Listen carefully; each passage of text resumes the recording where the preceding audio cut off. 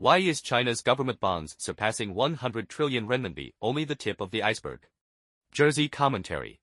China's outstanding government bonds have now exceeded 100 trillion renminbi. On the surface, this appears to be merely another piece of financial news. In reality, however, it is a muffled alarm bell signaling that China's public finances have entered a profound crisis. What is particularly revealing is that the authorities deliberately used the term outstanding government bonds rather than total government debt. This is not a trivial difference in wording. It reflects a deliberate and significant difference in statistical methodology. Government bonds represent only the portion of debt that has already become explicit debt that has entered the public capital market and can therefore be officially registered and counted. The truly enormous, complicated, and dangerous liabilities lie precisely outside the bond market. These include, for example, debts owed by local government financing vehicles (LGFVs), the operating financial liabilities of urban investment companies, government payment obligations arising from public-private partnership (PPP) projects, government service procurement contracts, government guarantees and commitments, equity investments that are in substance debt within government industrial funds, various repurchase agreements and deficiency compensation arrangements, and quasi-fiscal liabilities undertaken on behalf of local governments by local state-owned enterprises, public hospitals, industrial park platforms, and similar entities. Therefore, government bonds surpassing 100 trillion renminbi are by no means a complete picture of China's government debt. They represent only the visible portion of an iceberg emerging above the surface. What is truly alarming is not the debt that has already become visible, but the debt that has been deliberately concealed, repeatedly repackaged, and continuously postponed. These hidden liabilities resemble infected abscesses on the human body. On the surface, they are covered with bandages, concealed by propaganda, and accompanied by repeated assurances that the overall risks remain under control. Beneath the surface, however, the infection has long been spreading, festering, and worsening. The most dangerous moment for a nation's public finances is not when debt figures are finally disclosed. It is when fiscal deterioration has already become systemic, yet those in power still refuse to confront reality, remaining preoccupied with whitewashing the situation, concealing the risks, shifting responsibility, and buying time. Why does the government speak of bonds rather than debt? According to the latest data released by the People's Bank of China, by the end of May 2026, China's outstanding government bonds had reached 100.6 trillion renminbi. This figure includes central government treasury bonds, local government general bonds, local government special purpose bonds, and certain special treasury bonds. It indicates that China's explicit government debt has officially entered the era of 100 trillion yuan. However, outstanding government bonds are not equivalent to total government debt. Bonds are publicly issued liabilities recorded on official balance sheets. Yet during the past 2 decades, the most aggressive expansion of local government borrowing in China has not primarily occurred through publicly issued bonds. Instead, it has developed through an entire shadow fiscal system built upon local government credit. Many of these liabilities are not legally classified as government debt. Nevertheless, they ultimately depend upon local fiscal revenues, land sales, government subsidies, state-owned enterprises, or continuous refinancing for repayment. In other words, bonds are merely the visible debt, while hidden liabilities constitute the real black hole. In recent years, China's Ministry of Finance has repeatedly emphasized the need to resolve local governments' hidden debt, even issuing large quantities of refinancing bonds and debt-swapping bonds to convert portions of hidden liabilities into explicit government debt. That fact alone raises an obvious question: if hidden debt did not exist, what exactly was being swapped? If the risks were insignificant, why would there be repeated nationwide campaigns to resolve debt risks? In reality, what is often described as debt resolution does not eliminate debt. It merely changes the debt's appearance. The risks are not resolved, they are postponed. Simply put, short-term debt becomes long-term debt, high-interest debt becomes lower-interest debt, hidden debt becomes explicit debt. Therefore, government bonds exceeding 100 trillion renminbi tell us only that 100 trillion renminbi of debt has surfaced above the waterline. They tell us absolutely nothing about how much larger the submerged mountain of debt beneath the surface may actually be. Hidden local government debt, a vast underground layer of debt disguised again and again. Estimates of the size of China's hidden local government debt vary enormously. Some researchers estimate it at around 90 trillion renminbi. Others believe it is close to 200 trillion renminbi. Still others put the figure at 300 trillion renminbi or even 500 trillion renminbi. Some scholars argue that if one includes local government financing vehicles, LGFVs, PPP obligations, government guarantees, repurchase commitments embedded in government funds, and the quasi-fiscal liabilities of local state-owned enterprises, the true scale may be even larger. Debating the exact number is certainly important. Yet what matters even more is understanding how this hidden debt is created. Hidden local government debt is not a single category of debt. Rather, it is an entire system of debt disguise. It can be disguised as urban investment bonds issued by local government financing vehicles, LGFVs. Because local governments are prohibited from directly borrowing in violation of budgetary rules, they allow financing platform companies to borrow on their behalf. Legally, these entities are state-owned enterprises raising capital in the market. In substance, however, they are borrowing for local governments. Once the projects are completed, many generate little or no cash flow. Repayment ultimately depends on fiscal subsidies, land sale revenues, government procurement contracts, or simply rolling over the debt through another round of financing.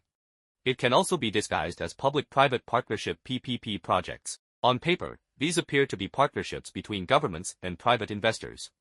In reality, many projects generate insufficient commercial revenue. The so-called private investors often bear little genuine business risk. Instead, contractual arrangements guarantee government payments through availability payments, viability gap subsidies, or long-term fiscal commitments. For precisely this reason, many securities firms and investment funds have actively sought PPP projects through various business connections, viewing them as opportunities for virtually risk-free arbitrage. One case publicly disclosed by China's Ministry of Finance involved Hailar district in Hulunbuir, Inner Mongolia, where local authorities illegally bundled PPP projects together and borrowed funds from real estate developers, thereby creating new hidden government debt. Cases like this demonstrate that once PPP projects become instruments for deferred government payments, they cease to function as genuine public-private partnerships. They become government debt disguised as corporate cooperation. Hidden debt can also be disguised as government procurement of public services. Local governments package projects that should normally be financed through current fiscal budgets into long-term service contracts. Platform companies or financial institutions then provide the upfront financing, while governments spread repayment over many future years through annual budget appropriations. Legally, this may not be classified as borrowing. Economically, however, it simply locks future fiscal expenditures into contractual obligations. One obvious question follows: why are these public projects not financed directly through current budgets? The answer is equally obvious: because local governments often do not have the money. Hidden debt can further be disguised as equity in form, debt in substance. This is one of the financial structures most skillfully designed by securities firms, trust companies, investment funds, and asset management institutions. On paper, these arrangements are presented as equity investments. In practice, however, they typically include guaranteed fixed returns, mandatory repurchase agreements upon maturity, deficiency compensation clauses, priority exit mechanisms, and ultimately government-backed guarantees. The equity is largely fictitious. The debt is real. The investment is nominal. The borrowing is genuine. The market risk is largely symbolic. Government credit remains the ultimate backstop. Hidden debt may also be concealed within government industrial funds, guidance funds, parent funds, and sub-funds. Governments or financing platforms establish investment funds, attract participation from financial institutions and private investors, and then quietly guarantee investors exit through repurchase agreements, return guarantees, or side agreements kept off the official record. On the balance sheet, these appear to be investment funds. In substance, they often function as vehicles through which local governments hide debt inside increasingly complex financial structures. In industries such as solar energy, new energy vehicles, semiconductors, and artificial intelligence, local governments across China have established countless industrial guidance funds, parent funds, and investment vehicles, many worth hundreds of billions or even trillions of yuan. Through these government-sponsored industrial funds, public credit is leveraged to dramatically expand investment.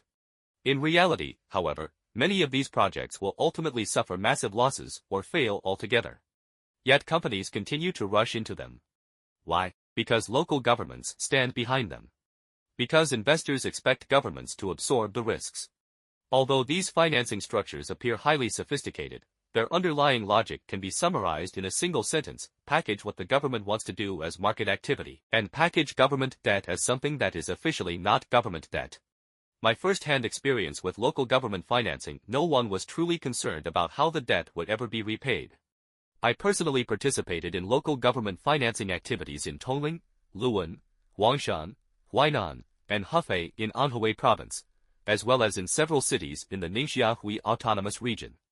I also attended numerous financing banquets and negotiation meetings between mayors, executive vice mayors, and financial institutions from Shanghai. What left the deepest impression on me was not how cautiously local governments evaluated financial risks, but rather how everyone worked together to devise ways of obtaining bank financing by every legitimate means available. The questions that concerned local government officials and executives of financing platform companies were almost never, how will this debt eventually be repaid? Instead, their concerns were, can we obtain the money? When will the funds arrive? Can we launch the project? The projects themselves were always presented under noble banners such as urban development or fulfilling government responsibilities. In reality, however, many were driven primarily by officials' pursuit of political achievements and promotion opportunities. I vividly remember hearing someone, after several rounds of drinking at one of those banquet tables, loudly proclaim, once this major project gets approved, our mayor will be promoted to party secretary. What I never witnessed was genuine anxiety about how future repayment would actually be accomplished. On the contrary, I personally saw representatives from securities firms and trust companies reassuring executives of local financing platforms, don't worry about this debt. If you can't repay it on schedule, we'll simply arrange another round of financing. We'll continue to help you. The platform executives would immediately relax. The result was predictable. During the day, everyone negotiated financing. At night, everyone gathered for lavish banquets. Wine glasses were raised. Toasts were exchanged. The atmosphere was cheerful and relaxed. Everyone appeared delighted. Debt no longer resembled debt. It had become a game that everyone assumed could continue forever. Even today, many years later, those scenes remain deeply engraved in my memory. Because they revealed to me the true operating mechanism behind China's local government debt. These debts were not accumulated accidentally, nor were they simply the product of fiscal necessity. Rather, they were consciously and repeatedly engineered through the combined forces of political incentives, financial profit-seeking, and widespread expectations that the government would ultimately absorb the risks. Under normal financial logic, the first questions before borrowing money should always be where will future cash flow come from? How will principal and interest be repaid? Will the project's future income cover its financing costs? Yet in many local government financing meetings I attended, those were never the central questions. The real questions were, how can we borrow more? Not, can we afford it? But, how can we package it? Not, where are the risks? But, can we structure it in a way that avoids policy restrictions? This is precisely what makes China's local government debt so dangerous. It is not that no one understands the risks. Quite the opposite. Everyone involved understands perfectly well. They simply assume that, in the end, the government will bear the responsibility. No individual expects to be personally accountable. The government is treated as though it were an endlessly generous benefactor or an unlimited guarantor capable of absorbing everyone's losses. Rolling over old debt with new borrowing, genuine debt resolution, or simply another delay. The authorities frequently speak of resolving debt risks. Yet much of what is described as debt resolution is, in reality, nothing more than rolling over old debt with new borrowing. China's Ministry of Finance has publicly reported numerous cases involving hidden local government debt. Among them are instances in which newly raised financing was used to repay maturing hidden liabilities, while the entire process was officially presented as part of a debt resolution program. The absurdity is obvious. The principal has not been reduced. The debt has not disappeared. Only the creditor has changed. The repayment period has been extended. The balance sheet simply looks more attractive. This is not debt elimination. It is debt substitution. It is not solving the problem. It is postponing the problem. This is exactly the same logic I repeatedly observed during local government financing negotiations. If repayment becomes due? No problem. Arrange another financing round. If one lender is unwilling? Find another. If banks hesitate? Turn to trust companies. If trust companies become cautious? Seek asset management firms. If asset managers are unavailable? Package the financing into investment funds. If funds become difficult? Restructure it as equity investment. If equity financing no longer works? Add a repurchase agreement. The more complicated the financial instruments become, the more obscure the underlying debt becomes. The more sophisticated the contractual structure appears, the greater the hidden fiscal risks often become. Local government debt has continued to expand not because officials fail to understand debt. Rather, the institutional incentives under which they operate never require them to repay it personally. The current administration borrows the money. The current administration builds highways, develops new districts, constructs industrial parks, erects exhibition centers, and creates projects that generate visible political achievements. Repayment, however, is left to the next administration. Or the one after that. Or perhaps even further into the future. Political credit belongs to today's officials. Debt belongs to tomorrow's public finances. Honors belong to individual cadres. Risks belong to future generations. Profits belong to financial institutions. Losses ultimately belong to taxpayers. This is not merely a fiscal problem. It is a systemic form of moral hazard. The greatest danger is not the size of the debt, it is the simultaneous collapse of revenue while expenditures continue expanding. If an economy is growing rapidly and government revenue continues to increase, a rising debt burden does not necessarily become an immediate disaster. China's situation today is fundamentally different. Its debt continues to grow. Its economy continues to slow. Government expenditures have become increasingly rigid. Meanwhile, the fiscal foundations supporting those expenditures are steadily weakening. For many years, one of the most important pillars of local government finance was land finance. During China's real estate boom, local governments could sell land use rights, pledge land as collateral, inject land into financing platforms, and continuously create new borrowing capacity through rising land prices. Land finance. Urban investment financing. Real estate expansion. Political performance. These four elements reinforced one another and together formed an enormous debt-generating machine. Today, that machine is losing power. Around 2021, nationwide land sale revenue reached a historical peak of more than 8 trillion renminbi. By 2025, that figure had fallen to roughly 4.15 trillion renminbi. Many media outlets have described this decline as being cut in half, and the description is hardly an exaggeration. Shrinking land sale revenue means local governments are losing one of their most important non-taxed sources of income. A depressed property market reduces the value of land used as collateral. Fewer land purchases by developers reduce future fiscal resources. Meanwhile, the financing model that long depended on land assets and implicit government guarantees also begins to lose its foundation. At the same time, government expenditures have not declined accordingly. Education, healthcare, social security, pensions, civil servant salaries, basic government operations, debt interest payments, continuation of major infrastructure projects, the Belt and Road Initiative. Each of these categories is politically difficult to reduce. Meanwhile, spending on domestic security and military expansion continues to increase substantially. China's 2026 general public budget expenditure has already been planned at more than 30 trillion renminbi. The fiscal deficit remains elevated. The issuance of new government bonds continues on a massive scale.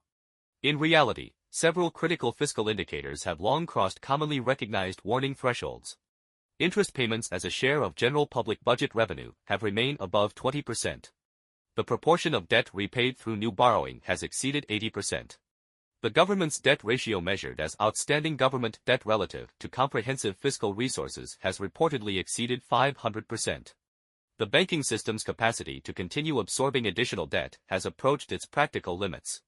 Meanwhile, land sale revenue has fallen sharply and is widely expected to continue declining. Non-tax revenue has approached 30% of total fiscal income, increasingly relying on fines, administrative fees, state asset disposals, retroactive tax investigations, supplementary